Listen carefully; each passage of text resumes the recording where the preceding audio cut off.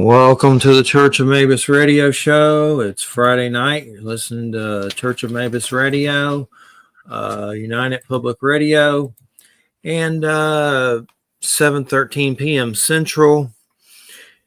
And it's just another night, another Friday night. Was this like year 18 or year 17? It's becoming a visual void. But I'm still alive, so that's the good part of it. And as we know, Jay is doing some moving. I just found out he forgot to tell me, which he's never done that before, so I'm not going to get upset about it. But nonetheless, we got Silas Dunn here tonight. Thank God. Because I really didn't want to just sit here by myself. I've done it before, and I hate it. I really hate it when you just sit there and you have to, the time just drips by and you're by yourself and you're like, oh my God. But then mostly we do this show. We talk about a lot of different things. Like we can go from horror movies to comics to deep paranormal to deep like crazy UFO stuff, big personalities from those kind of fields to even Bigfoot. And we get esoteric, with a lot of we've had like Norse shamanism on and Native American shamanism. So basically, this show was made from my own personal UFO sightings a long time ago, many, many years ago. That led to me doing interviews with personalities from that type field, from documentaries like Stanton Friedman and William Burns and Nick Pope, Nick Redfern, and just I could go on and on. Jim Mars, who wrote Alien Agenda, and also he helped inspire that movie with his book, I guess, the Oliver Stone JFK movie. So here we are, and man, we're in a whole new, like, just so many ages have passed. Now we're in a dystopian, fatherland thing going on. That's really weird, but it's very strange. But it's good to have you here. And The Devil's Gate was from Kickstarter. Tell us a little bit about that to just kick it off. Yeah, it's great to be here. Yeah, thanks for having me. So I think in September we launched, or October we launched Devil's Gate on Kickstarter, which is the first issue of a currently planned 13, and then potentially more after that. But it's a neo-western horror noir. It's got a lot of stuff. We kind of, my co-writer CJ and I kind of took from a lot of the things that we love and kind of took some inspiration from a lot of stuff. Like it's got some Bone Tomahawk, it's got some Blood Meridian, it's got Red Dead, it's got Last of Us. It's a lot of the stuff we loved, and we kind of mixed it all together and came out with this revenge story, set post Civil War. And this revenge story kind of brings our lead, John Glass, into this tiny little town in Arizona that a lot of really dark stuff is going on there. So it's this world that starts out as a pretty normal revenge Western, and then turns into this just off the rails horror fest of, a lot of really creepy stuff. Gerald, our artist, is so excited to start drawing some of the weirder stuff as you get farther down, and we're excited about it, man. It's been good. And I mean, as you were part of, we saw a pretty good reaction to it on Kickstarter for sure, which was cool. Yeah. I've been watching Kickstarter. It's interesting just to watch how all that plays out, and just learning about it. And you have to be careful. It's addictive too. Well, it's a cool community too, which is rad, because it's like specifically the comics section of Kickstarter. I don't really know if there's a community similar in some of the other sections, but like just even the other creators that I've met, you feel like you're running a campaign at the same time. It might be sort of a competition thing, but a lot of this community is like, let's help each other, right? Let's cross promote. Let's, I'm going to back your book, you're going to back mine, I'm going to share your book with my backers, which is a really cool. It's just a rad thing, and it's a lot of guys that are all doing the same thing because they love it, and it's cool to it was cool to find that, right? Which is sick. It's interesting to watch, just to observe, Yeah. especially the comic section. That's the mostly the one I hang out in for sure. There's a lot of good books out there. To be fair, there's a lot of bad books out there too, but there's a lot of good stuff. I see on there's one guy, Kevin or something. He does I know Vicious Circle that has like all these clowns and alien clowns and stuff in it, but puts out a newsletter that goes through a lot of those pages, and he kind of goes through them viciously, and like he says the ones he likes, and then he's always listing the ones that he hates that or don't have enough info or looks like AI or whatever. Yeah. But I try to keep my own opinion with it, but it is neat to keep up with. But when it comes to Weird West, I'm trying to think when I first got kind of introduced to that. There was some movie. What is the one, like that old horror movie? Dusters, the Burrs, Burrs, or something like that. It's an old horror movie. Western. But there's some. What was some of your first Weird West that you came across?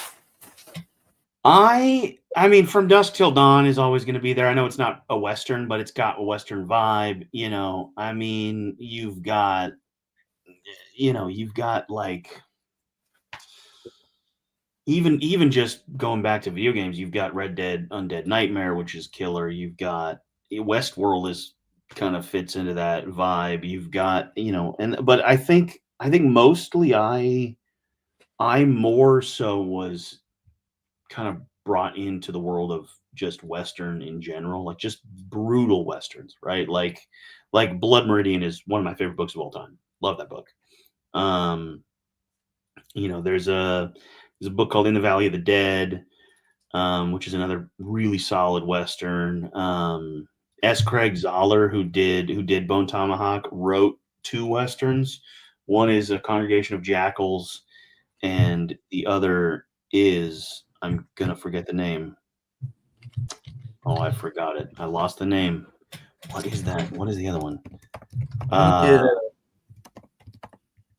Okay, when you say he did Bone Tomahawk, you mean there's a book called Bone Tomahawk? No. He wrote and directed Bone Tomahawk the movie, but he started as a novelist. So he has two very specific Westerns that kind of influenced Bone Tomahawk.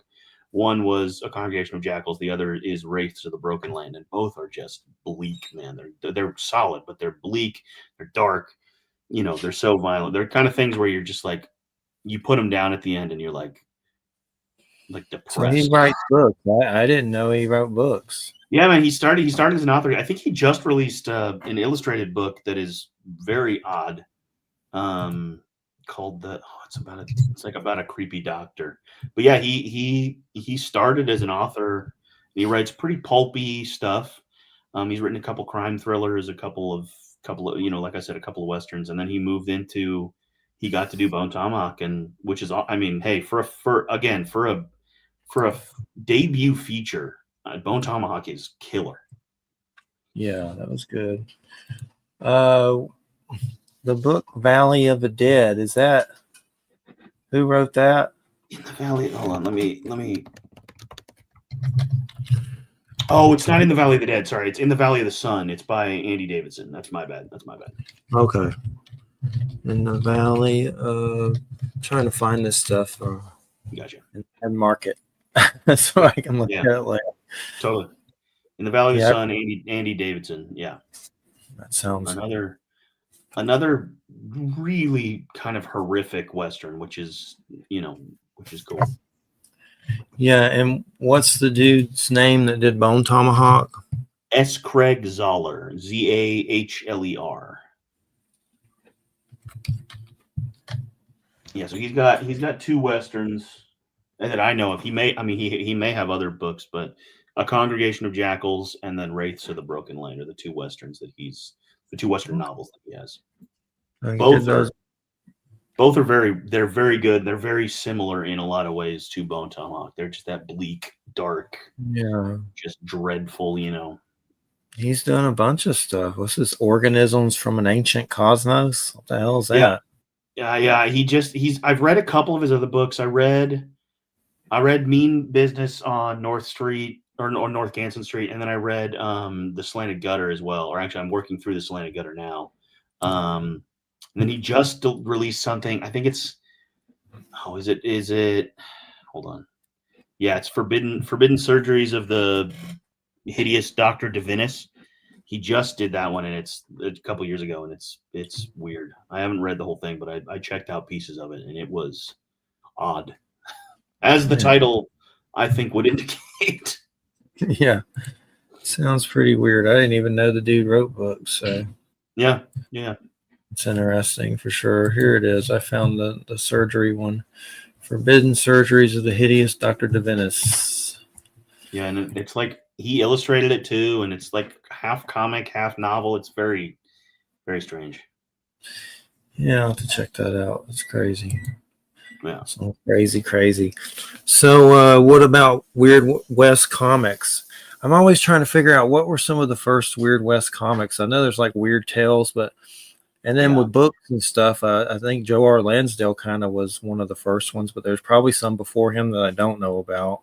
Yeah, I mean, I think there's a lot of westerns from. I mean, even just pulp magazines when they were dropping westerns in the 30s and 40s, but a lot of. I mean, I think and I've been saying this recently. I think there's a lack of good westerns in comics right now. I mean, we have some, right? It's not like they don't exist, but I think in comics right now, there's not a lot of westerns going on. I think people are leaning more sci-fi, more fantasy. I think there's a lot of cyberpunk stuff, but I don't think we see a lot of westerns in comics, at least currently.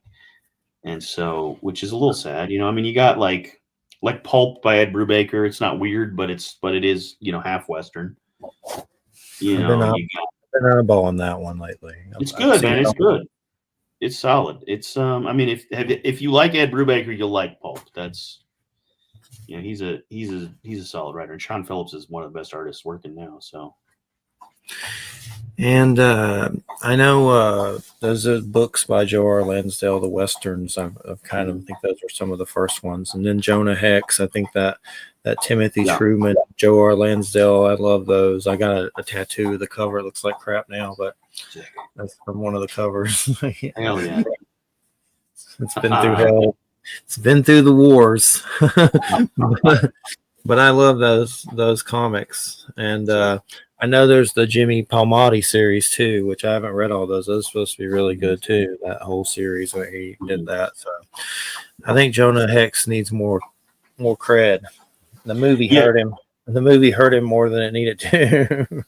True. The movie was pretty bad, unfortunately. But yeah, man. I mean, there's just Western. There's so many things out there that, like, I mean, I don't think I could, I could read a Western a day and I'd only scratch like 1% of the really good stuff that's out there. But and the publishers from the splatter Western books that come out, they've been on the show. All those splatter Western new kind of books have been around the last few years. We've had them on. That was really good. That's rad. Yeah, my writing partner CJ and I, we had toyed around with pre Devil's Gate. We toyed around with a Western for a while. We threw some ideas out a couple years back, and it just didn't pan out. Then we sort of started another idea, and it didn't pan out. And then we finally were like, we're gonna outline a Western. We're gonna make it we did Crux, and we were like, let's do another Western. We're gonna write. We're gonna really take what we built in some of this other stuff and these pitches, and we're gonna take it and we're gonna turn it into something bigger. And I mean, it's been a lot of fun. I love writing Westerns because I think one of the good things about writing a Western is that you can just write these dudes who are just so cruel. I mean, they're just like killing everybody. Even the good guys are cruel, which is fun. It's a lot of fun to write that. I was trying to look up the Crux thing. trying to maneuver it and everything. But it says it's there, but then it's like, then where is it? It says it's there, like it says 659.7 MBUs. That means it's got to be there, but then it's just like I don't see the actual file there. That is odd. Let me. Don't worry about it too much, but I was just trying to open it. But if you figure it out, let me know. But no stress. Cool. Good either way. But yeah, Weird West is such an interesting genre. I would definitely want more of it. And I know you mentioned Jonah Hex in the description and everything of Devil's Gate, right? And I remember that being mentioned. Yep. And there's some old movie that's considered like one of the first horror movies. It's called The Undead or something. It's a Western that's kind of like a black and white. Is it Curse of the Undead? Yeah. That's it. Yeah, that's supposed to be like the first. It's a weird one. He's like a vampire or something. Yeah. It's like a Dracula Western. Which is kind of, I mean, hey, kind of cool. You know, it's an interesting sort of premise. Yeah, I mean, yeah, he's a gunslinger. Oh, yeah. Okay, yeah. This is what I was thinking of. Yeah. Sinister's gunslinger for hire, who's really a vampire. I saw it recently for the first time. It was the first time I've seen it. Mm. I liked it. It was strange though, a little weird, but I liked it. Yeah. What about those Coffin Joe movies? We watched those. Those are crazy. I actually haven't seen the Coffin Joe movies. You should at least once. Okay. Yeah, I'll check them. I'll check them out. Yeah. He's just like a like yes. a diabolical dude. The whole movie is shocking for sure. Yes. I actually know. I haven't seen it, but I know. I've heard of it. I know about this. Okay. Yeah, no, it's Coffin Joe. Yeah, you can get them. There's sets of all of them. Yeah. Like South American, or was it South America? Brazilian, yeah. Definitely weird. Yeah. They're definitely really weird. That's rad. It's just about this dude that's just like villainous. Like that's pretty much like he's just always harassing everyone. Pretty much. That's pretty interesting. Oh, and he has a unibrow. Sick. Classic villain, just straight up unibrow. They're a fun watch for sure. But it's kind of one of those. I think I'll watch it once, maybe again sometime, but not anytime soon. They're vicious. They're pretty violent. Fair. Okay. Weird. That's cool though. But yeah.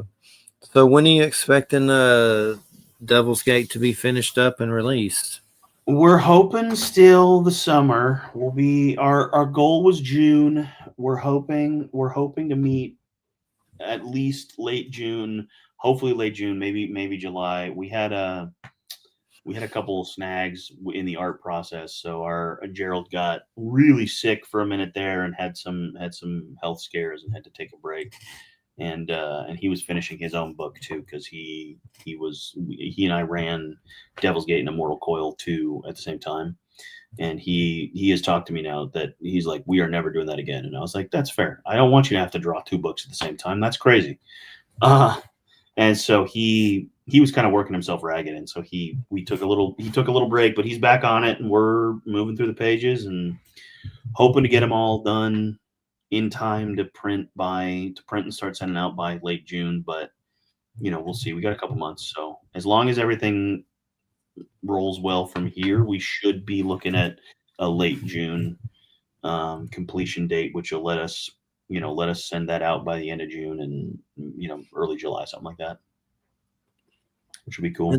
It's grueling work, and I think about it, and I mean, I appreciate the work that goes into comics, and some of these guys that have been around doing it forever, and gotta be just painful. Like I have a lot of hand stuff because my job, I'm on a computer all the damn time. I'm practically attached to it, so I know the pain of it. So I just think it's got to be a lot of grueling work, isn't it?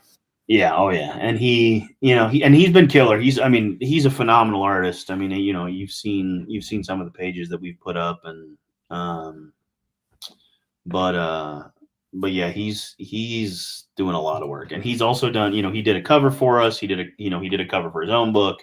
He did a couple covers for a couple other books. Like he's just been working. I mean, continuously for months, and so um, but I mean, it's been good, and we'll and hopefully pre end of June we'll be able to launch digital. So we'll send it out.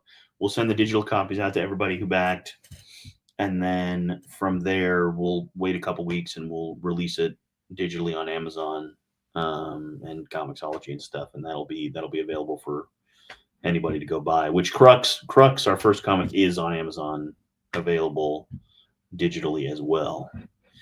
And what is Crux? Tell us a little bit about Crux. Yeah, Crux is sort of a military revenge thriller. It's kind of Sicario meets Man on Fire.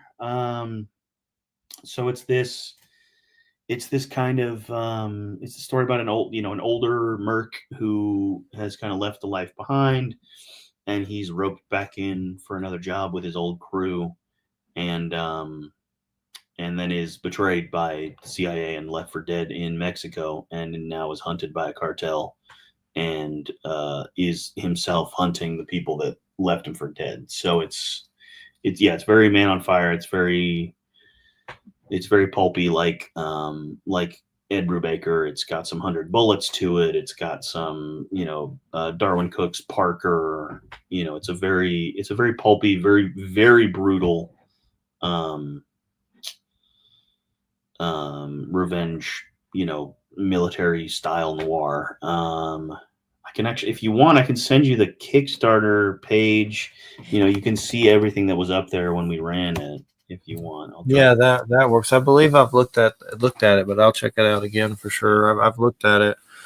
And is there going to be a sequel to it? Hopefully, we had a problem with one of our with our penciler on this issue. He had some personal stuff he had to take care of, and so he's kind of out of commission for a while. So we may move forward without him and just move on with a new artist, which is not ideal, but it is what it is. But we're kind of pushing back a little bit until we know whether or not he's going to be available again. So we're actually moving. The next thing we're doing is another pretty noir, like Sin City style comic. So we're in the midst of getting those pages done now, and then we'll launch that Kickstarter hopefully in a couple months. We'll see how that goes. But I'd like to get more before we launch. I'd like to get farther into the process of getting Devil's Gate finished up and all that stuff before we launch another Kickstarter. But yeah.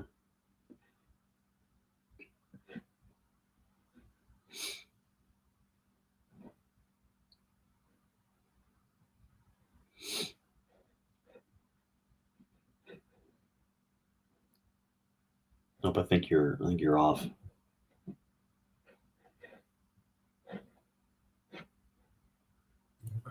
I muted it. You ever heard of that comic, The Few and the Cursed? Yes, I have. I've came across it recently. I've never read it, but it looks pretty interesting as far as things go. It looks pretty good. Yeah, if that's the one I'm thinking of, I think I read the first couple. It's Kickstarter only, I think. I think you can buy it. It seems easier to buy on Kickstarter. Yeah, maybe it's one. Few and the Cursed. Yes, I did see this pop up on Kickstarter. That's why I know it. Yeah. I did see that. I think I might have It's been around a long time. There's a lot of them. Yeah, I think there's like 12 or something like that. It popped up the other day or something like that. I saw. There's some big package there for like $175 of all these like little trade paperbacks plus the 12 issues, and the first issue is like a trade paperback, which I have to kind of come to terms with that because I always try to get the comic, but sometimes you just gotta do it to read it. It is wildly successful. 13 days left. They've got 42 grand of a 7,000 goal. Dang, man. All right. Well, hey, good for them. Shoot. That's the thing with Kickstarter. I know that the guy that I was talking about, the Kevin dude, was talking about some of the I guess pornographic stuff. Like, Yeah. I mean, that's great, but some people, it seems like they go a little overboard with it. I can see having some sexuality, but my God. Yeah, we've talked about that as a kind of a team. We've been like, why? Like, it's just this porn is just getting. Yeah, and a I lot of mean, it's they're like getting. AI.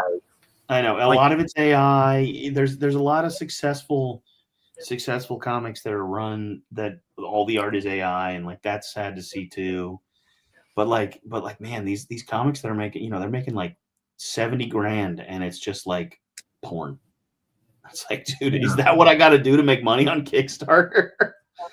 yeah, I've Yeah, seen some of it. I'm just like, yeah. I don't buy those. It's just No, crazy. no, it's But not my bag, man. yeah, it's a weird thing. And like I said, I love Deadwood. That's just, I mean, that's got some Yeah, sexuality. It's a little yeah. overbearing, but it's not as overbearing as some of the crap on there. The I know, crazy and porn like again, I don't stars. mind a little bit of that. I mean, dude, look, I Yeah, watched Banshee on Cinemax. I watched Strike Back on Cinemax. Right? It's all over the place. But like, it's also like, I don't. A lot of these comics seem like that's the only thing, right? Like it's just, yeah, here's that's it. yeah, What was the other one? I've seen Banshee. What was the other one? Strike Back. Strike Back. Yeah, it was a Cinemax show. It was a Sky and Cinemax show, and actually, it's pretty hard to find now. I have to watch it on Sky with a VPN. Um, but it was a military show. It was about an anti-terror organization. It was really solid. It's very Huh? fun. Check it out. Yeah, It's hard yeah, to yeah, find something good. yeah. Cinemax did some good stuff, man. Warrior. Have you ever seen Warrior? No, but isn't that by the Banshee guy? I've heard of it. I think I Yeah, just never yeah. saw it. Warrior's created by the same guy who created Banshee, but it's also based on a Bruce Lee idea. There's an episode in each season that's kind of a mini western, which is cool because it's set post Civil War in Chinatown. But there's a couple of episodes across the show that there's one that takes place in Nevada in the middle of the desert, and there's one that takes place in Mexico, and it's like they built these mini westerns into it throughout, and it's pretty rad. It's a great show. I think it's on Netflix now. It's called Warrior. Warrior, yeah. There's 3 seasons. Yeah. It's some of the best martial arts choreography I've seen on TV in like ever. I mean, it's so good. It's brutal. It's gnarly. It's fun. It's kind of it's cheesy a little bit, but it's pulp for you, right? I saw that Western American Primeval. Did you see that on Netflix? Yes, really good. I was surprised at how I mean I was ready to not like it, and I went in and I was like, this is pretty good, man. It was good, but definitely, God, the violence. The violence. Dude, Oh my God, the violence. even that opening scene, or American not the opening Primeval. scene, even the opening episode where he gets scalped is just brutal, man. Yeah. Just Seemed accurate, though. I mean, the West seemed pretty yeah, true. goofy. I mean that is one of the key factors of the West is how violent it was. It's nuts. What's up with the Gene Hackman thing? Unforgiven, man. He was a villain in that. That was even like just scary on the screen. Yeah, yeah, yeah. Yeah, but I was just shocked. First off, I was shocked because I saw pictures of Gene Hackman and I didn't, I mean, I knew he was old, but damn, he What, got 95? old. Yeah, 95, I man. Yeah, saw he's old. he had a pack of cigarettes and he looked old as hell. Good Lord. He didn't even look like Gene Hackman. I was like, oh, Oh man, can't wait to get that old. but crazy dude. Yeah, but then he and his wife and their dog all died, which it's is so weird. They sad, say there's man. nothing weird, right? But it's Well, I weird. think It's somebody weird. did say. I think they came out today and said it is. They are labeling it as suspicious. They don't know if there's foul play, but I mean, it could have been like a leak. I don't know, but dude, Listeria outbreak. yeah, There's some other stuff, bird flu mutation, they all COVID, got. They all got. What do you get on the Oregon Trail? What's that thing? something. No. It's just creepy, whatever it is. I know, man. It was so sad too. It was just like that's. I mean, like, yeah, he was old, but it's like he was probably gonna die eventually. Did she die first and he went crazy and maybe he was already kind of going crazy with dementia or something and then she died and they said she was mummified. Whoa, Yeah, mummified. that's Dang, yeah. She must have died first. must And have. Yeah, dang. yeah, it's a rough, weird one that we didn't need for sure. Crazy. We got enough going on for sure. We That's crazy. didn't Well, need yeah, that one. he was like a recluse for a while before that, I think. The Jack Nicholson one's tough to watch. Yeah, yeah. He's still kicking, still kicking. True. And Unforgiven, man, that is a movie that's very, very powerful. Gene Hackman and Clint Eastwood are excellent in it. A lot of it, Morgan Freeman, Unforgiven really is good. one of my favorite Clint Eastwood westerns. I think it's a little slower overall, but it's so good, man. So good.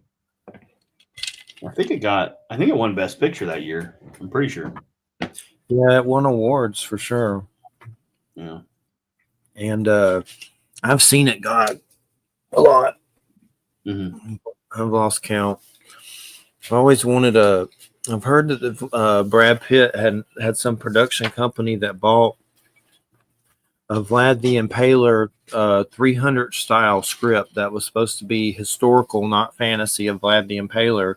But I swear I haven't heard anything else about it. I've always wondered why there hasn't been a bigger Vlad the Impaler thing. There's some, but they're not that great. I don't know if Brad Pitt needs to be Vlad the Impaler, Well, but true, maybe he's going true. off. I don't know, but I'd watch it. But it vanished. They were talking about it heavily. It just kind of vanished. Yeah, I mean, apparently, yeah, 2009. It was set to produce a movie called Vlad about Yeah, and it Vlad the Impaler. Dang, and then it just didn't ever happen. I saw that and I was excited about it, and then it just kind of never nothing else happened. It got caught up in production or something, I guess, or canceled Man, or whatever. Vlad was Which written by Charlie Hunnam. What? okay, yeah, That's I didn't that's know kind of that. cool. I didn't know I he remember, wrote. I remember reading that, but I just forgot about it. But I I see didn't know he wrote. That's cool. he's going to be the star of a new Ed Gein series. He's Yeah, going to be Ed Gein, so I yeah, think he and can do it. he's in the Amazon adaptation of Ed Brubaker's Criminal too, which is he's going to play the lead character in the first season, which is going to be rad. What show is it?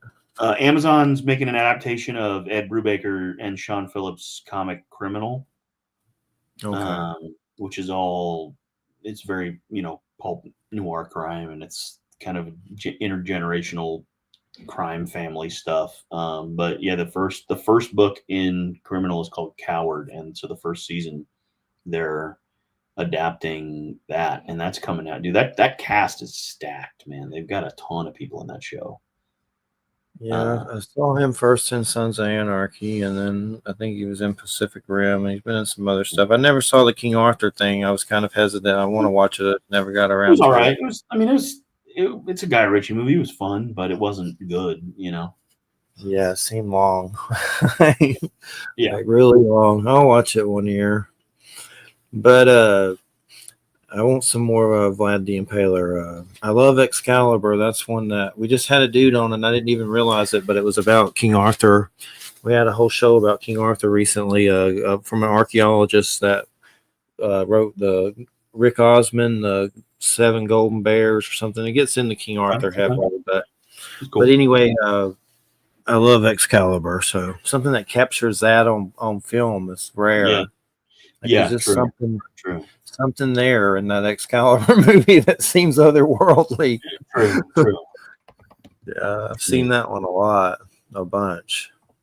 And that's just one I could watch right now. Yeah. It's really good. But so what project were you talking about that you wanted to talk about? I mean, you said that you had some stuff you're working on.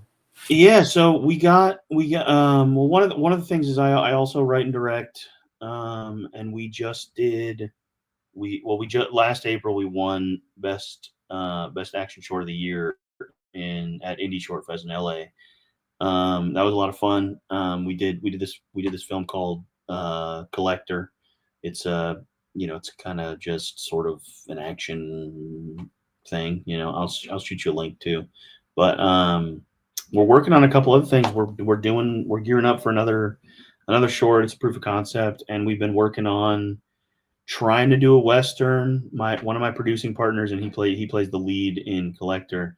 He has a lot of people up in Jamestown up here in California, and they've got like a whole Western like tourist town built into their backyard, and it's like they've got like a saloon, and they've got stables, and they've got all this stuff, and so we're trying to gear up to be able to shoot out there. It may end up even being a Devil's Gate kind of prequel thing, which could be cool. But working on some stuff. We're just kind of throwing some new stuff down, and trying to see what works. We're making proof of concepts, and the goal eventually is to bring film to Monterey, because I'm out in Monterey. My producing partner Joel's out in LA, but we want to bring film here. We want to shoot stuff here. We want to make, and we've had a pretty good response from the community so far. We work with a few local people and the film commission and stuff, but we want to make, we want to make bigger stuff here. We want to do a feature here. We want to do a TV show here, and so yeah. But I just shot you the link to Collector. It's on YouTube. You can watch the whole thing. If you're interested in that at some point. But yeah. Okay, I'm checking it out. I just opened it up. Let's see, Collector. Okay, cool. What's the link? That's Mass Upset Pictures, Collector 2022 award-winning action short film. Silas Dunn. You can go to YouTube, Mass Upset Pictures. Do y'all have any other links you want to give out or anything? That's probably the only one right now. Yeah, we don't have. Oh, actually, if people want to read Crux, I can drop the link to it on the link on Amazon. It's like $3.99 or whatever. But so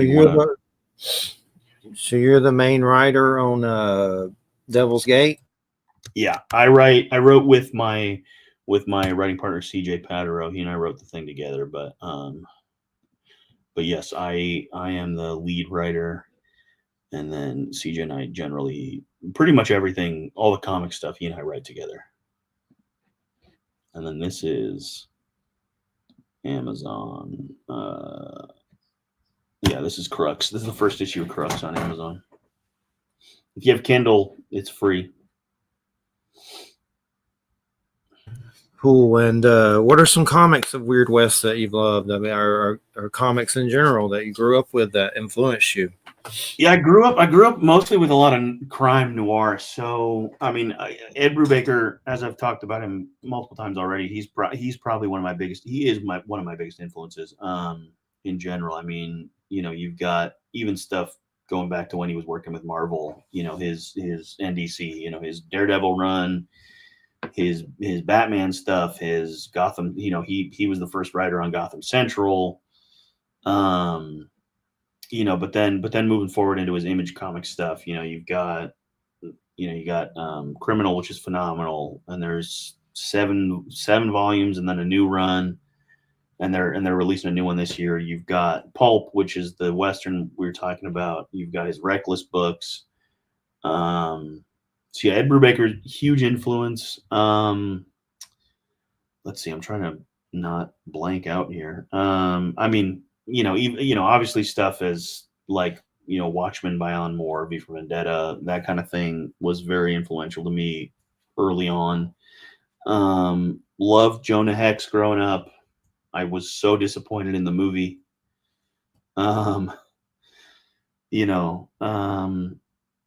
There's a couple other things that have been at that have been at Image for a while. Saga's sort of new over the course of, I mean, it's not new, but it's not like I wasn't growing up with Saga. But Saga is always a phenomenal read.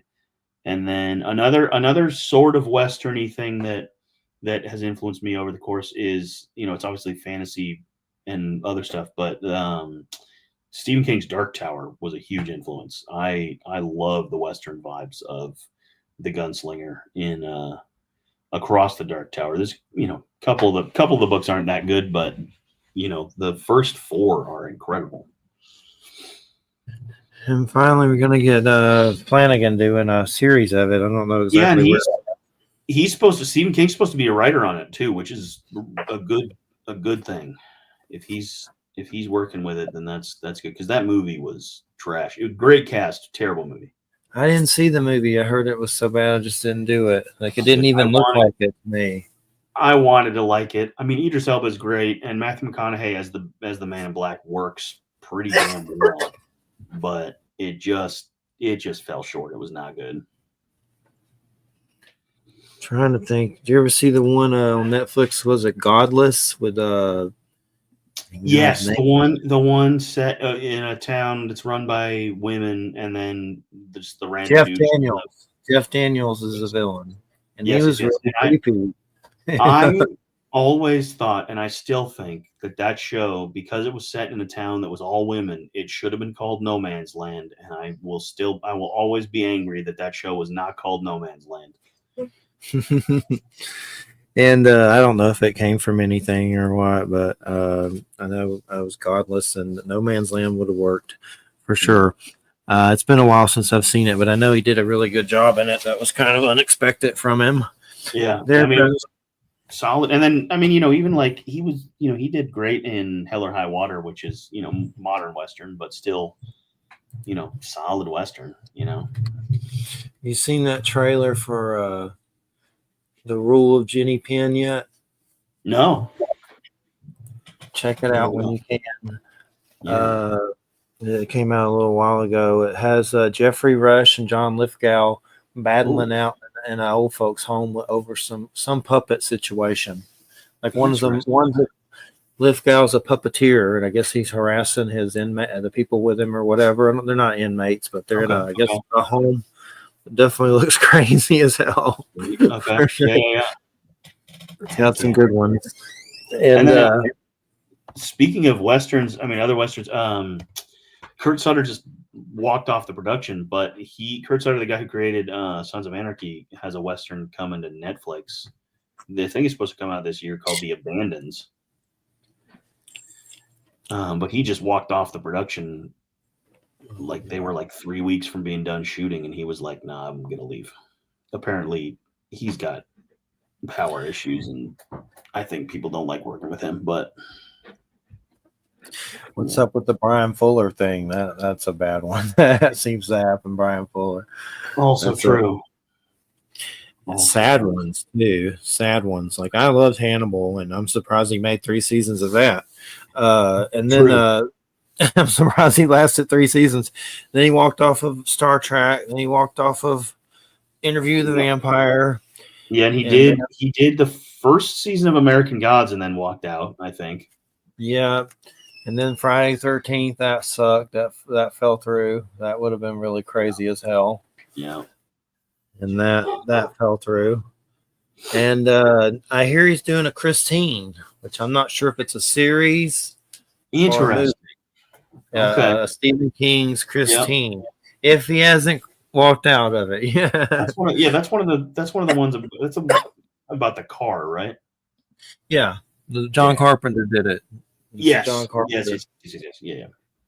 I love it. It's a good one. I love any John Carpenter. I even like Ghost of Mars. I don't know if I love it, but I like it. John Carpenter's got a new video game coming out this year too, called Toxic Commando, which looks pretty nuts. I've seen a trailer of it. Yeah, it looks crazy. It looks cool, man. I mean, hey, I think it's like a team-based first-person shooter, but it looks pretty cool. Yeah, it definitely looked insane. As anything with John Carpenter's name is, Yeah, I'm hoping he'd make some more movies, but nothing's really going on. But he likes video games a lot.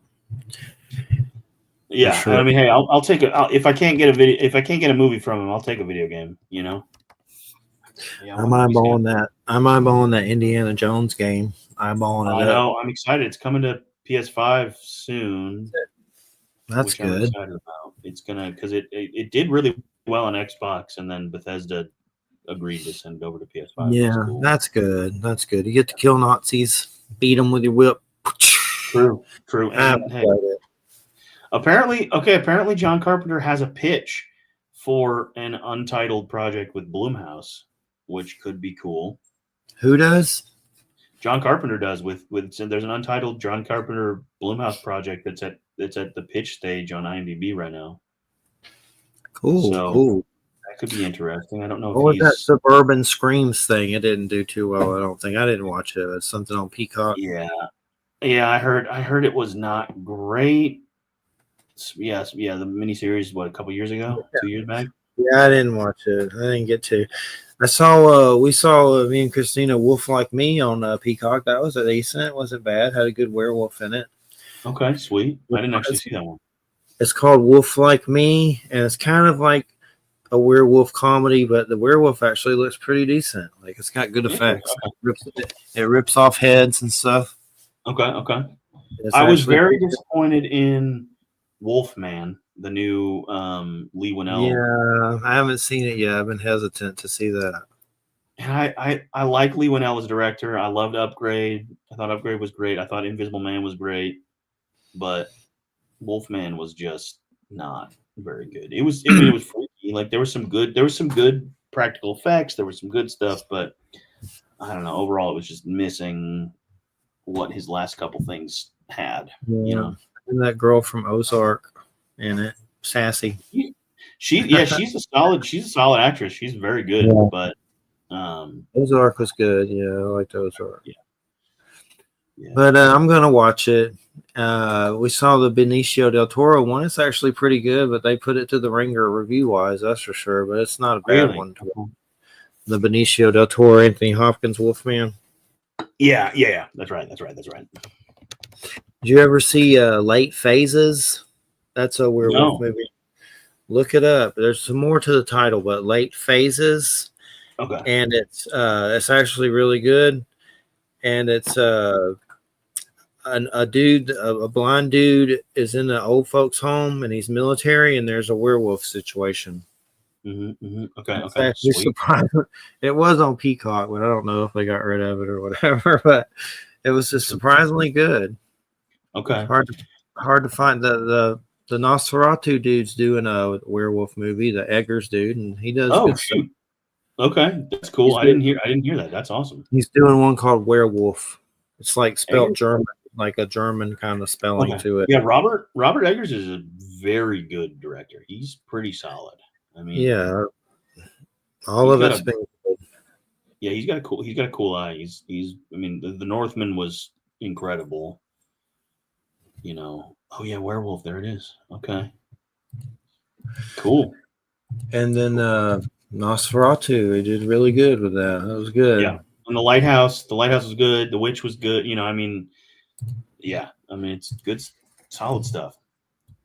Northman, yeah, that was crazy for sure.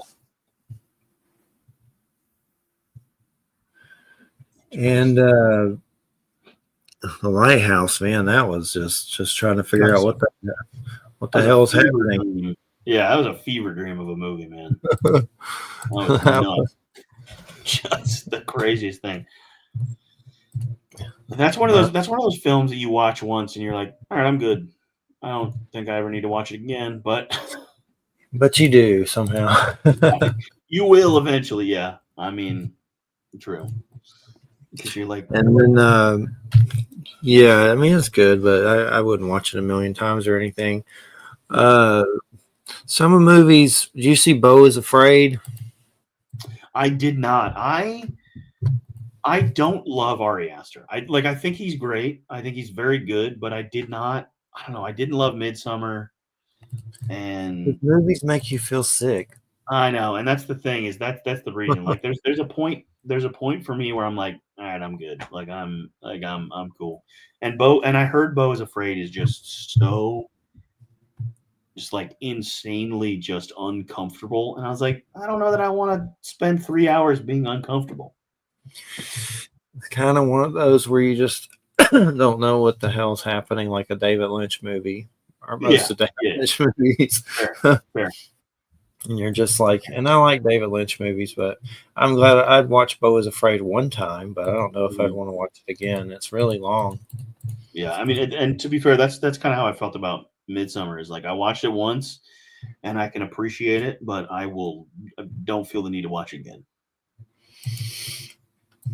What about the new the Joker movies, man? I like the first one. I mean, I didn't love the first Yeah. one. It was okay, but the First second one, one was like, oh my first one was god. solid. First one was solid. It was surprising, but man, that second one was just terrible. And they ended it with like, "Oh, he's not actually the Joker." It's like, I know. what is going on here? Is And there's that the like the weird Joker? animated opening, and then it's like a musical. It's just so Shit. odd. So many weird choices went into making that movie. I'm surprised that nobody sat there and said, "Hey, maybe we shouldn't do this." You I know? didn't. I did not understand No, me neither. that. It seemed like a wasted opportunity. I know. And here's the thing: it didn't need a sequel. That movie, there was no point. It did not need a sequel. The first one was solid enough, won a bunch of awards, didn't need a sequel. Did you ever see that guy? What is his name? Todd Phillips. His first movie. Hate I it. don't know if I saw his first movie. He did that crazy movie, and it's one of those that I don't think I'll ever watch again. I watched it with some friends when I was a druggie, back in my druggie days, and Okay. it's called "Hate It." That Gigi Allen story. Okay. Okay. Interesting. I haven't even heard of that. I'm looking it up Don't right now. You can look it up, but just if you ever watch it, I was saying be hesitant. That's all I know. It's just got some really gross stuff in it. Like Gigi Allen did really gross, crazy stuff on stage that was just gross. Oh, weird. Like eating his Weird. own. Okay. I'm not gonna get into it, but I was just surprised that dude did that movie first. I guess that's what surprised me. The guy that did Joker Yeah. did that movie, That's so odd. Yeah, because and then he went on to do like The Hangover. he did The Hangover. I didn't even know that. Yeah, he directed all three Hangover movies. He directed that movie with Robert Downey Jr. and Zach Galifianakis called Due Date. He Okay. did the Starsky and Hutch remake. He did that movie with Jonah Hill called War Dogs. Like Okay. he's done some weird stuff, and then he goes and does Joker. Definitely strange and weird how they don't even like consider that movie canon or anything, right? Like it's not. Yeah, It's it's just like like its own thing. like Yeah, an Elseworlds kind of yeah, thing. yeah, That's my biggest thing with comic books. You're like, okay, let's see. I want to read some Spider-Man. I haven't read comic books in a while. You go to look at Spider-Man, and there's so many. You're just like, oh, forget it. yeah, yeah. It's true. just, It's get, true. just get an omnibus of Yeah, something. of any popular character across Marvel and DC, you're gonna have, at any given point, you're gonna have probably 7 or 8 different runs going on at the same time, and you're like, I don't know what to read. Like Batman's the Yeah, same. I mean, Batman's got it's got the main Batman run that's going on through whatever universe they're running now, and then you've got like 3 or 4 different Black Label, stories of Batman going on, and you've got this and that, and it's just like, where am I supposed to start? yeah, it's just too much, and that's like with a lot of stuff. X-Men. I mean, you could go on and on, different characters. It's just Yeah. too much. One of the big events that I've been keeping up with in comics that I talk about a lot, and I don't know if you're familiar with it, but the Robert Kirkman and Hasbro got together and made all these GI Joe Transformers and another comic called Void Rivals, and they all take place in the same universe. Interesting. Okay. It's actually really good.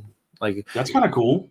Yeah, and that's is Image involved because he is yeah, Robert Kirkman's. Okay, cool. Yeah, yeah, because Robert Image is Kirkman's involved. They're starting to release hardcovers or whatever, like omnibus kind of things, editions, but you can find all the issues.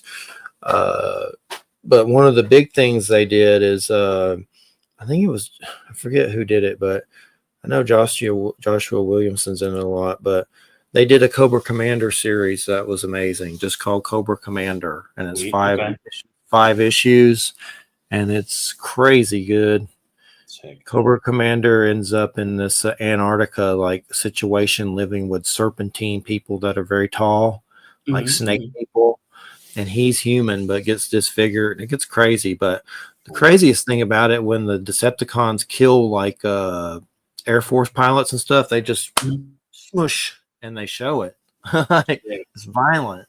Sick. So, That's cool. yeah. And I grew up with all that kind of stuff, G.I. Joe, Transformers, and loved it. And I'm kind of disappointed in all the movies. That one was good, the animated one with Steve Buscemi, Starscream. That was decent, but most of the movies suck. But this is really good. So it's called the Energon universe, or Energon, or Energon. It's definitely yeah. Just be careful wallet wise. Yeah. That's a good point. That's cool, man. Okay, that's rad. Oh, it's IDW. Nice. Okay, cool. Oh, it's Image. It's Image. There is some. There's no. Yeah, sorry. Yeah, you're right. Because IDW is who was publishing Hasbro. So yeah. Okay.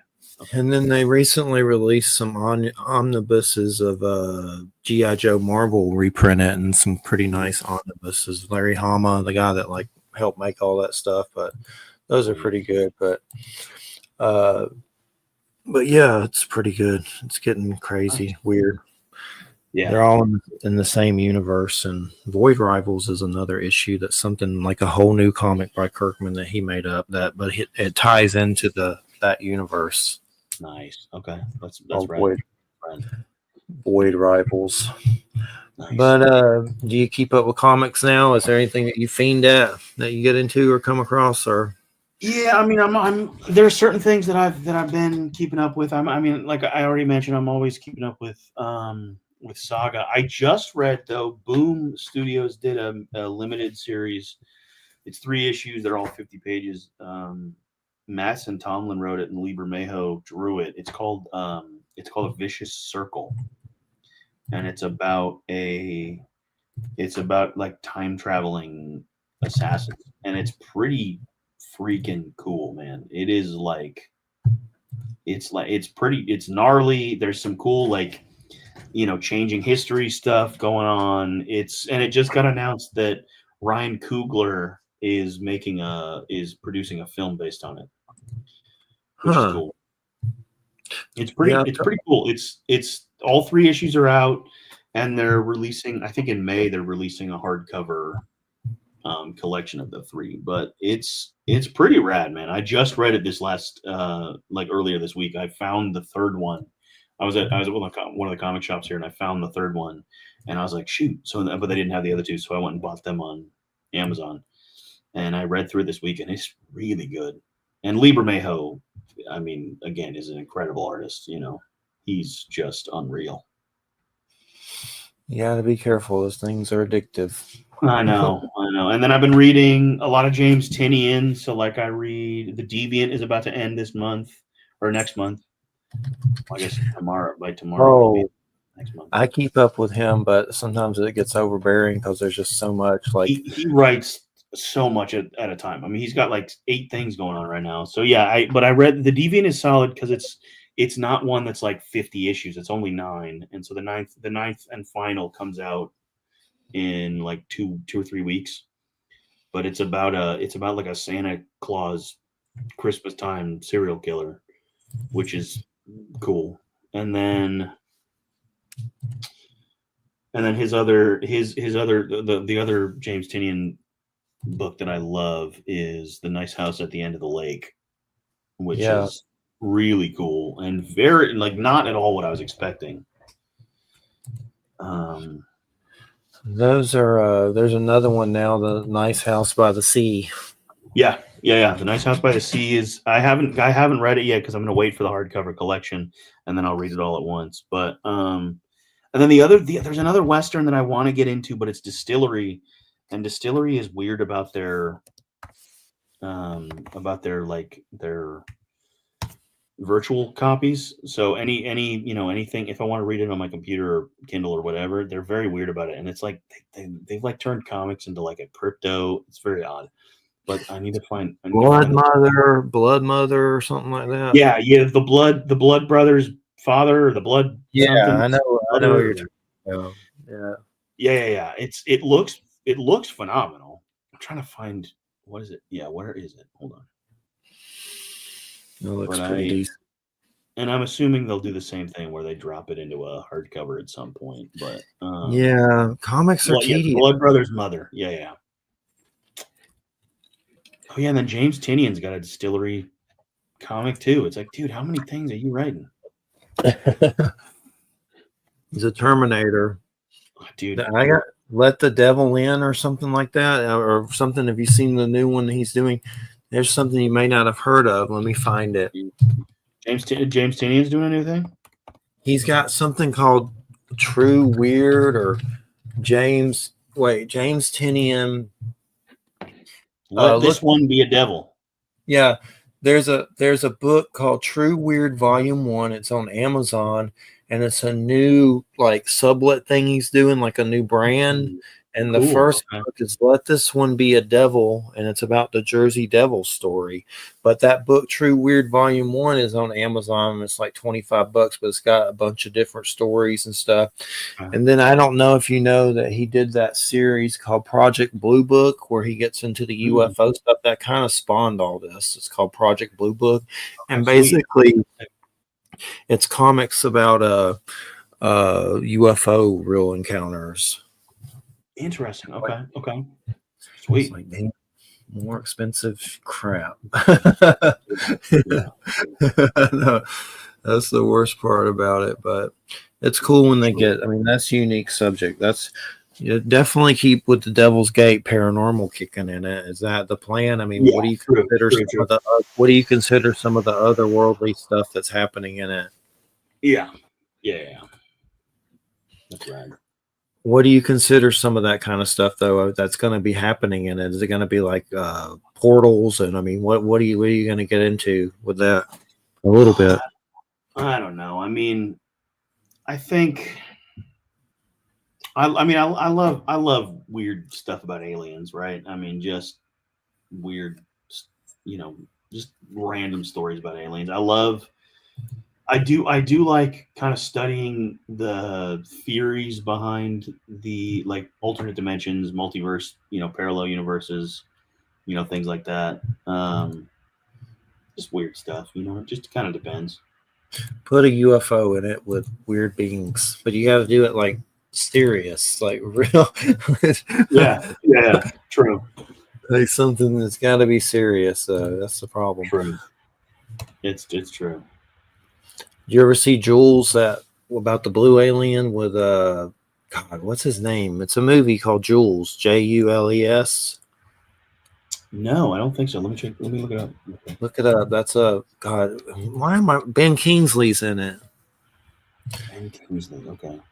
Yeah. Oh, I know. Yeah. I heard about this, but I didn't see it. But yes. It's actually really good. Okay, interesting. That's cool. Pretty good. It's actually decent. It's not bad. Nice. And I've seen it a while back, but. And then there's another weird movie. I think it's on Amazon called what is it? The Dark Divide.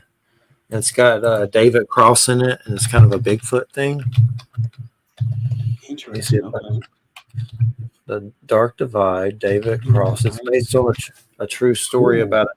Yeah, The Dark Divide. That's a good one too. But it's about it's about an insect dude that is like it's a true story. There's a book. I have it on Audible. I need to listen to it one year. But basically, an insect dude and wins an award after his wife passes away from cancer and stuff, and he has to go out in the wilderness and has some Bigfoot stuff happen, and then he becomes a serious like Bigfoot researcher. Sweet, but that's cool. But you see David Cross running around the wilderness freaking out. Hey, David Cross is the treasure, man. He's great. Yeah. He's it's kind of like an independent film. Mm-hmm. Yeah, like one of those, like an independent film, I would say. Okay. Yeah, I'll check it out. Dark Divide. I got it. Yeah, I got it bookmarked here. Cool. So, what do you think about the Nosferatu Vlad mustache penis Vlad from Nosferatu? That was something. It was. I like. Did catch me off guard. It did catch me off guard. That is for sure. But I mean, I didn't mind it. It's like in the context of everything, it did make sense, right? Which is like, all right, it wasn't egregious. It wasn't off brand, right? Yeah, it was well made. It was really good. I've always loved Nosferatu, the first one, and then the Werner Herzog and Shadow of the Vampire. That's a favorite of mine. Malkovich Mm-hmm. and Defoe. That's amazing. But Yeah. I thought Nosferatu did a good job. But I didn't mind all the stuff that it was more Vladish. Yeah, and actually interesting. I mean, shoot, what am I saying? James Tinian actually wrote a Dracula series, which is pretty dang good too. Yeah, I've read that. Universal Monsters. Yeah. There's also a Frankenstein and Mummy series, but not by him. Ooh, okay. Interesting. Yeah, I didn't know that. That's rad. Wish And they then were there's another vampire thing coming out in might be this month. It might be March. Called Sinners, the new Ryan Coogler, Michael B. Jordan thing, which is a vampire. I've heard of that. It looks good. I mean, it looks very good. It's got a solid cast and it looks pretty interesting. It looks like a kind of a new take on vampires, which is cool.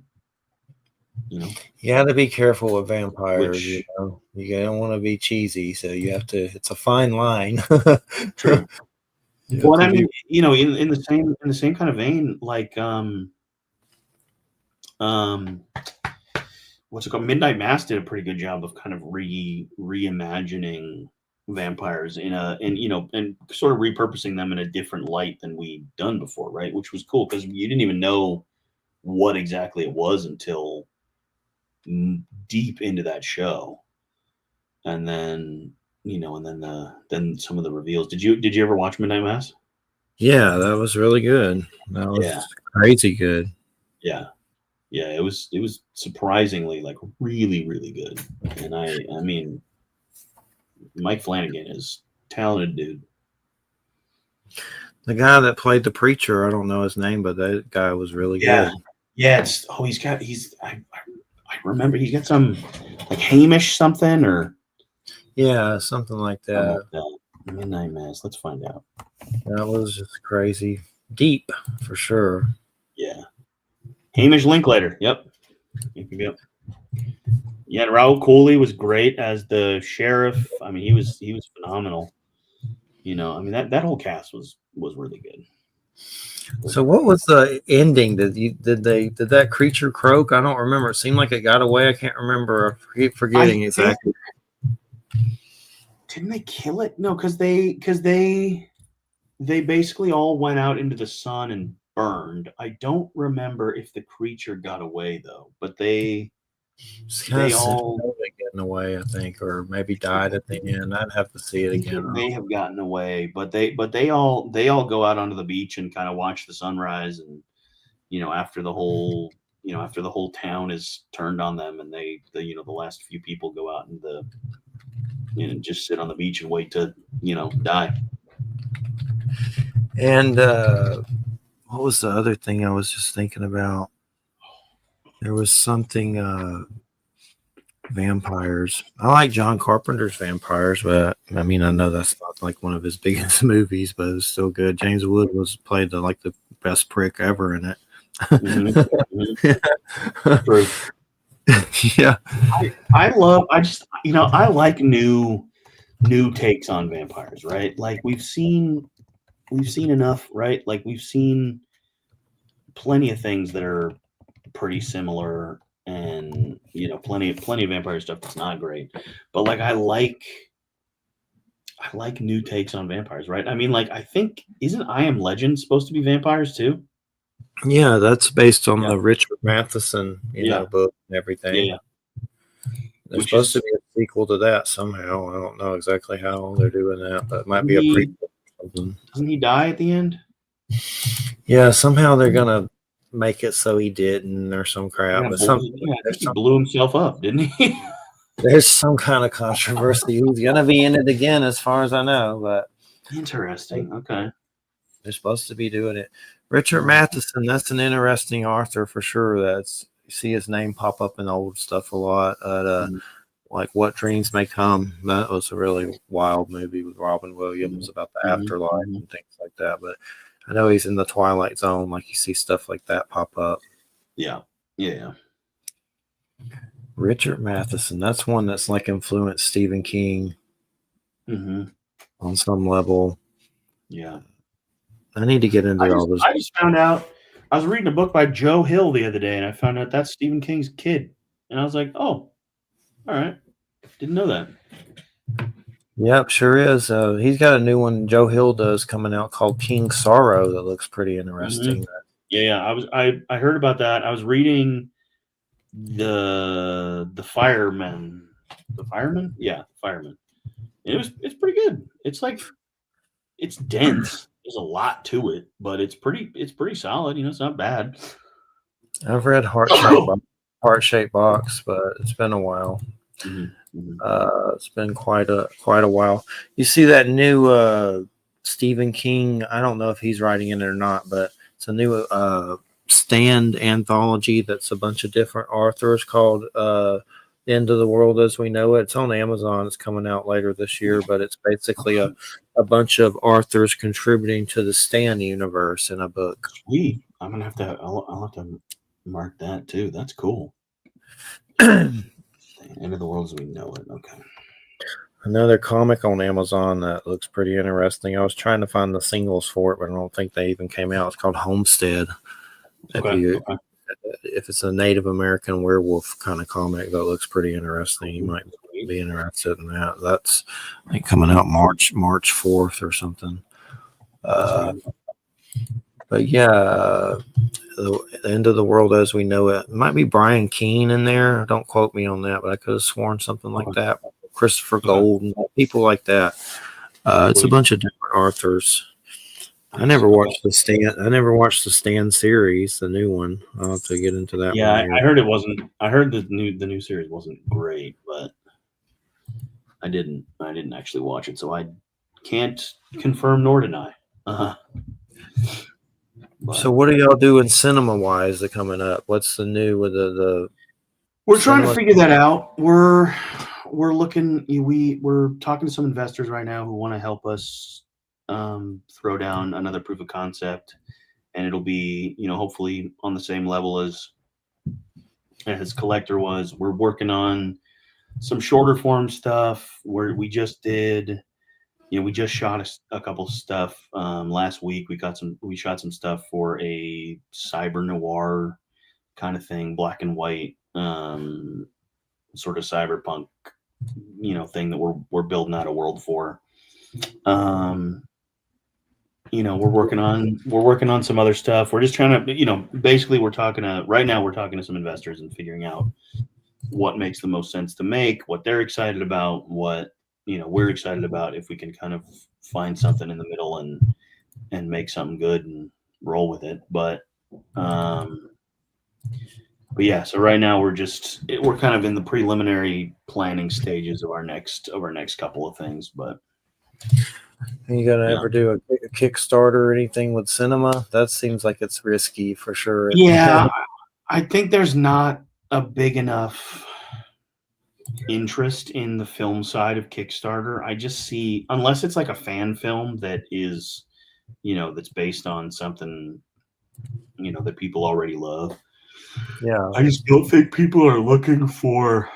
I don't think people are looking for film Kickstarters as much as I think people go to Kickstarter looking for comics, right? I think that's a very real thing, very clearly.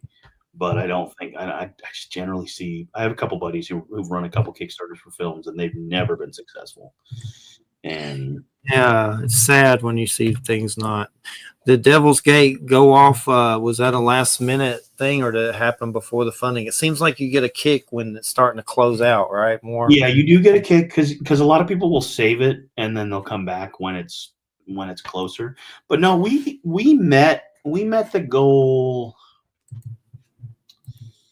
We met the goal a couple of days, like a few days prior. I think I don't remember exactly when we met the goal, but we did meet the goal. It wasn't as last. Crux was last minute. Crux was literally we crossed the line. We got like $500 or $600 the last like 3 hours of the campaign. But Devil's Gate was a little different. So we'd crossed the line I think a few days before the goal ended, and then unfortunately we had a bunch of people drop out. Not a bunch of people. We had a couple of big donors drop out after we'd already funded. So it still funds. You still because it's already finished. But Yeah, I think we lost something like $600. that In sucks. in I've heard funds. stories like, yeah, people drop Yeah. off or whatever. Yeah, people drop off, and some people just don't remember to check their account details. Some people, it'll give you. I think it gives you 7 days to confirm payment and all that stuff, and then some people just can't. And so it's a whole thing. But hey, we got there. We're doing it, and we're having to. I'm having to go a little out of pocket more than I would have liked to, but Yeah, hey, again, I'd much rather be where we were instead of having to be out of pocket for the whole thing, right? So I'm yeah. more Are than you what we got. are you hoping to do a Devil's Gate 2 on there too? Of course, I'm sure you're. Oh yeah. Once we finish, well, we actually did also pitch to Image. So I will, we'll see Wow. so yeah, we pitched Devilgate to Image. We're waiting to hear back from them. If we don't hear back from them within a month, then we can it's like, hey, if you don't hear back from us within this amount of time, then it's considered a no, whatever. If they don't get back to us and they don't want it, we'll also pitch to Dark Horse. Oh yeah.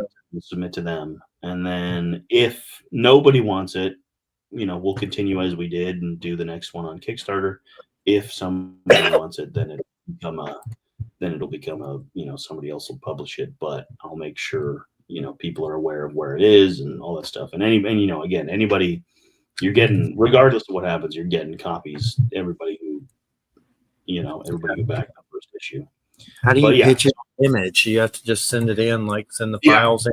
Or... yeah. Basically, they have a submission process, and you just submit your you submit us. It's like it has to be at least five or six consecutive pages of art, and then and then a cover, and you send your synopsis, and you send them a detailed, like a short but detailed outline of what the project is supposed to be, who the audience is, all of the major spoilers, everything. And then if they want it, they'll do, they don't pay page rates, so you still have to get the book done, but they do, they do all the marketing, and they sell it to stores, and they do all that stuff, and then they take like I think it's like 15% off the top, but still, it's a much bigger market than we've cornered already, so if Yeah, the hope is that they'll want it and take a look at it, and we'll see. But that would be cool. I like Image. I definitely like Dark Horse. They seem like they're getting a little bit more different, like a lot more unique titles. Yeah, and they're both of them do creator owned, and you own the rights to your stuff, and you're not gonna be kicked off your own project, which is cool. There's some new Mike Magnolia book that's annoying me that came out on Amazon called Bowling for Corpses. Interesting. Okay. And apparently it's back ordered now because they sold out so fast. So I saw Dark House putting out a second printing thing, which I would hope that if you get it, that it's the first printing if you're on the wait list for it. But I guess they ran out of it. It went so fast. But it's like some little weird hardback, some new universe he's making that apparently it did very well. So well, a lot of people didn't get a copy apparently. Interesting. Yeah, that's pretty neat little weird thing, but you can't find the damn thing anywhere. It's back order everywhere. Like anywhere you order it. Like I've searched high and low, like eBay and Mercari and stuff. Nothing. Yeah. Like, yeah. The earliest I could get it delivered on Amazon is like April, the end of April. Yeah. And then does that mean it's going to be a second printing? Surely they don't do that to where you Yeah. think it'd still be. If it just came out in February, I mean, you would think it would still be a first printing in April, but I don't know. I don't know, man. I don't know. It's a weird little annoying. Solid. Yeah, it looks real good. Yeah. It's annoying me. But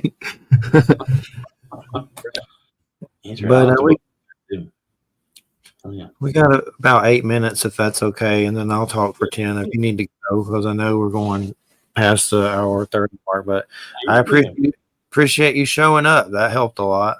Thanks for having me. Honestly, I mean, this was fun. I enjoy talking about cool stuff, and I appreciate you giving me the platform, and I appreciate I appreciate you supporting Devil's Gate. That was killer.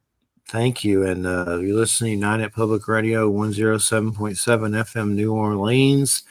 Hope everybody's having a good weekend. And you can go to Kickstarter and put in the Devil's Gate. And what are your plans? I mean, I know you're trying some retail, creator comics and stuff like that, but is there any way to get it now, or you people have to wait? I know there's different rules for that with different things, but no. Everybody that'll take that backed one will get it when it's done, regardless of whether or not we get picked up by Image or Dark Horse. That'll all go to people, and then it'll probably the other people will have to wait for it once it's anybody that didn't catch the Kickstarter will have to wait. Yeah, but I'll keep giving updates on the Kickstarter. So I mean, if people can or on my own Instagram. So if people want to follow me at usually Silas, they can kind of read, see more updates about what we're doing and the next projects we're doing, and where Devil's Gate is going from here. And there's one on Kickstarter that's hasn't launched yet, but I assume it's going to at some point. It says it is, but called Confederate Monster, that looks pretty interesting. It's 1 through 5, and it's basically like Frankenstein's Civil War kind of situation. That's rad. Another one that I saw recently, Marching Through Georgia or something. Let me see. I saved that one. Marching Through Georgia. Looks crazy. Yeah, it's like a Django weird undead, crazy weird, crazy thing. It looks pretty interesting though, like Civil War. Yeah, it's like painting another world, isn't it? When you do this kind of stuff, it's a lot of patience, but it really is bringing in another dimension, like another. Yeah, it's haunting. Yeah. It's a haunting to create that kind of stuff, and that's your art. The art looks really good, and the story seems haunting too. So we're definitely looking forward to it. Yeah. And I hope Image and Dark Horse, definitely one of those. That would be amazing for sure. That would be a game changer, man. That would be killer. Yeah, it'd be awesome. Definitely, that'd be that Carrie phone call like Stephen King got, right? Yeah, true. Yeah, between the washer and dryer. But we appreciate it so much, man. Thanks for stopping by. What is your any links you want to give out, or any more info or anything before you go? Yeah, I mean, just you can follow me on Instagram at usually Silas. You can follow Mass Upset Comics on Instagram at Mass Upset Comics, and then Mass Upset Media is the film division and everything as well. So those are all out there. Collector, the link is out there, and then Crux is, like I said, Crux is available on Amazon if people want to check that out. But yeah, I mean, I'm excited for the next kind of things that we're doing and what we've got rolling, and yeah, I'm excited. Sorry, I was just looking at a weird comment. Steve Jackson. I always loved Ted and always defended him until I heard this BS statement. Trump's a complete F-tard that's going to start WW3 the way he's going pos. Who's Ted? Like, are you in the wrong chat room? I don't know who Ted is. I don't know either. I don't know any Teds, but we appreciate it, man. Take care and stay in touch. And let me handle this madness for the next 10 minutes and go to sleep. but I appreciate it, man. Take care. Yeah, Thank you. Yeah, absolutely. I'll send you the archive. I'll send you the archive too when I can. Sweet. Sounds good. All right. Take care, man. Thank you, man. Appreciate it. All right, everybody. I have no idea who Ted is. We don't have any Teds on this show. Maybe you're talking about a political person. I don't know. We don't do politics that much on here, once in a blue moon, but not very often because it's kind of, I don't know. It divides people. It's repetitious and vomitous. Sometimes we'll do some Trump Antichrist shows, but other than that, just like to stir the pot a little. But other than that, we don't do them very often. We try not to talk about it, but sometimes it'll come up like a wild, untamed beast, bigger than a baby's arm tonight. But Mark Eddy, hi, Jeffrey, Betty, and Roomies. Who's Betty? Oh, okay. I figured that. I figured it was you, but it took me a minute. But anywho, what's going on out there? Who's listening on the radio? Who's driving down the freeway? Who's dancing on the plateau of life? What's up with the Gene Hackman story? God, I don't even understand that one. It's just weird because mostly, I'm sure it happens to people all the time. You just find them croaked like that. But Gene Hackman, man, I remember him in Superman, Quick and the Dead. I need a villain in that. Yeah, Quick and the Dead with Sharon Stone and Leonardo DiCaprio. And Unforgiven. Just a big time actor. There was something I saw on Facebook saying that he was in it too. Let me see if I can find that really quick. Let me see who this is. Okay, wait, I'm trying to find the thing. Oh, here it is. Bill Murray says Gene Hackman was brilliant and also really tough on Wes Anderson while making the Royal Tenenbaums. He was a tough nut, Gene Hackman, but he was really good and he was really difficult. We can say it now, but he was a tough guy. Older great actors do not give young directors much of a chance. They're really rough on them, and Gene was really rough on Wes. I used to kind of step in there and just try to defend my friend. So I guess there was some Bill Murray, Gene Hackman trouble. Murray once watched Hackman do like 25 takes where he did it perfectly with an actor who kept blowing it every single time. Gene would do it perfectly. The other actor would blow it and go like, oh God, I was watching it going. No wonder this guy wants to throttle people. And then he sort of gave an ordinary performance and the other actor got it right. And I thought Gene was going to throw the actor off the ledge of the building. So I've heard weird stuff about Bill Murray too. So I'm sure they all got their weirdness, right? We all do. But I still don't know who Ted is. Where are you at, Mark Eddy? You got any questions? You're going to leave me here by myself? You're probably doing weird Mark Eddy things with dolphins and other high strangeness. I got about 10 minutes here I'm trying to kill. My God, it's terrible when you're by yourself up here. It's like being a guillotine and your head's sticking out and they're throwing fruit at you. That's what it feels like. Jay was moving tonight, apparently. It's like, gee, thanks for the update. I'm glad you decided to tell me. Thanks. But he never does that before, so I'm not going to get mad about it. I don't have time for it. But yeah, Jay's usually on time every time, so but I can understand moving. But yeah, next time send out a memo. Seriously. But so what's going on out there? There's no Mark Eddy. The Steve Jackson guy's gone. Let me put up the banner. I'm just glad Silas Dunn showed up. His partner was sick or something. I don't know what was wrong with his partner, but he didn't show up. CJ Patereau, Patereau. And that's the Devil's Gate Western comic. And let's see, that's something I can talk about for a few minutes. The schedule. Well, let's make sure Jay's going to be there next week. Hopefully he's done moving.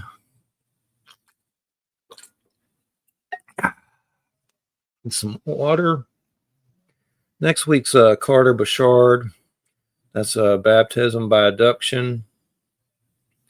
March 14th, William Hall. That's like a Bridgeport poltergeist. It's illusionist, William Hall. March 21st is Wells Thompson. That's I need to check in with him. That's another comic book creator, Frankenstein Unconquered. March 28th, Jimmy Blue. Jimi Hendrix impersonator, Al Green impersonator. That's right. Get the blues on, baby. April 4th, Christy Bass and Jared Murphy. That's archaeology. April 11th, P.D. Newman. That's like some Native American earth mound stuff. April 18th, no one yet. I'm working on that. April 25th is another comic book guy. Did King Cryptid, which is like a crazy Bigfoot cryptid comic. Peter Simeti, Simeti. And then, May 2nd, Miguel Connor, Occult Elvis. That's right. Hunka Hunka Burning Love. We're going to be talking about Occult Elvis. Elvis and the Occult. Hell if I know. I haven't read the book yet, so I didn't know he was doing it, but maybe he was. Maybe he was doing the occult. Some voodoo. I don't really know, but he was definitely doing something, apparently, if there's a whole book about it. So that should be pretty good the rest of some musical shows. Sometimes we have some. We've had one on the Ramones and God, I forget who else. We've mentioned a bunch of different ones several times, different times. No, there was the Ramones, but there was some other stuff too, but can't remember right now. Oh, we're supposed to do a Doors show. I can't even remember that dude's name, and he was rude and didn't show up. But that sucked. There was supposed to be a Doors occult show that got canceled. Paul Wild or something, but he was just kind of weird. Like he scheduled it and everything and was supposed to be there, but it was kind of rude. He said he had scheduled something else and had a conflict, but didn't want to reschedule. Definitely a little weird because I don't know the guy at all. Never met him in my life. And the publisher sent him to me, so it's always getting weird, isn't it? That's what it does best. Follow your weird. You never know where it's going to take you. But yeah, next week is Baptism by Abduction. And that is Carter Bouchard, who is BFRO, and he's went in a direction that's paranormal because of his alien experiences. So that'll be a good one. And looking forward to that. He's been on a bunch. So call him the Robert Duvall of Bigfoot. The Robert Duvall of Bigfoot. Wonder what Robert Duvall's doing. My God. Hope he ain't doing the Gene Hackman dance, because you ever seen The Apostle? That's a good Robert Duvall movie. Kind of religious. A lot religious, but it's good. About a preacher. It's been a while since I've seen it. Man. Still no Mark Eddy. Mark Eddy. What are you maybe doing another show? I'm still trying to figure out who Ted is. Ted Bundy? Ted, who's the Ted that's from Texas everyone hates? I can't remember. I'm trying to think what's starting up movie-wise that's any good. These movies don't seem the same anymore. They seem boring. There's not really anything that good anymore. There's a few things. Nosferatu is good. There's a good animated Wild Robot. That was good. It's just rare. Rare to find anything. I mean, they're out there. What's the Lord of the Rings animated new one? War of Roria or something like that. It's supposed to be like, I don't know if it's anime or something. I haven't seen that one, but I love those old Lord of the Rings Hobbit cartoons. If you've seen those are some good ones. Good stoner flicks. Hobbit, Lord of the Rings, Ralph Bakshi, and then Return of the King. I don't think Return of the King's that's great. Is that great? I'd have to see it again. It's been a long time, but love the Hobbit and the Lord of the Rings animated. I could watch those a million times. And next week with Carter Bouchard, Jay will be here hopefully, and we can talk about baptism by abduction. He's had some interesting things follow him home after doing investigations with Bigfoot. Some strange phenomenon. I think he said like poltergeist activity or something like that. That's followed him home from the old Wazoo, from the old investigators crew.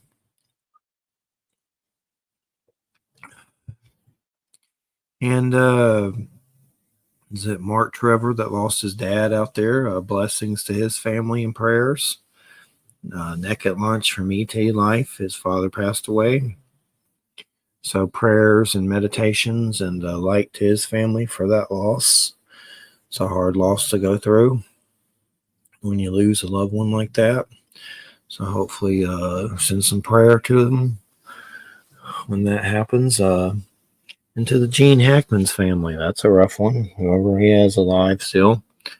Sound like he is an old mean codger. What about old Jack Nicholson? He's still kicking, but going through it. I still can't get over the Nick Redfern dementia stuff. That's sad. And prayers to Nick Redfern for having that situation. And I don't know how that's affecting. I don't think he can do interviews. I don't know if he's writing still or whatever, but what a horror show this world is. Tara. And basically, my life is like The Exorcist. Only some of you know why that is. And basically The Exorcist. I'm not going to get into it, but one day I will. And when I do, there's going to be a lot of people upset for sure. And some of them live with me. But nonetheless, The Exorcist, the real life Exorcist. And we've done some shows on that kind of thing. If you've ever seen the demon screaming and the preacher gets mad and slaps it, then you'd understand why. That's for sure. Never seen those. It's been a while since I've seen those, but I've never read the book, so I wouldn't mind reading them. There's supposed to be some others, but I know the Exorcist series was pretty good, but it got canceled, I think. And then there was what else was there? There was like 4 or 5 movies. There's one with Brad Dourif that's interesting, part 3. I wouldn't mind seeing that one again. Kind of like Psycho Part 2. I saw Psycho Part 2 because Tarantino recommended it. I've seen it before, but I watched it again. It's pretty weird. Norman Bates, Anthony Perkins is Norman Bates, and Psycho 2. I haven't read them, but I have the books. Like a big fat hardcover of all the Psycho books by Robert Bloch. It's pretty weird. I like to see that Ed Gein series. That's one you watch, but you don't know if you want to watch it. But I'm sure it's going to be crazy with Charlie Human, or whatever his name is from Sons of Anarchy, is Ed Gein. Ed Gein, of course, is the dude that inspired Texas Chainsaw Massacre and some Hannibal Lecter and Norman Bates Psycho with Anthony Perkins and stuff. But basically, it was in Texas, and the guy lost his mother and went crazy and started killing lovers and turning them into belts and furniture. Real creative type. But that's got to be a hard one to play for sure. Charlie Hunman, though, but I guess he could do it, I'm sure. Hopefully it's decent. I forget who's making it. I don't remember. But it's the Ed Gein story about old Ed Gein, Leatherface. Of course, Texas Chainsaw Massacre amped it up and stuff a lot to what it wasn't, but it sure was a lot more subtle. The real story. But definitely creepy. For sure. God, you get kidnapped by that dude and get turned into a belt. Turned into a lamp. Oh, the horror. Get turned into a couch. Wow, that's something. I wouldn't recommend that. But anyway, you listen to United Public Radio 107.7 FM New Orleans. And I hope everybody has a good weekend. Good night and have a great weekend.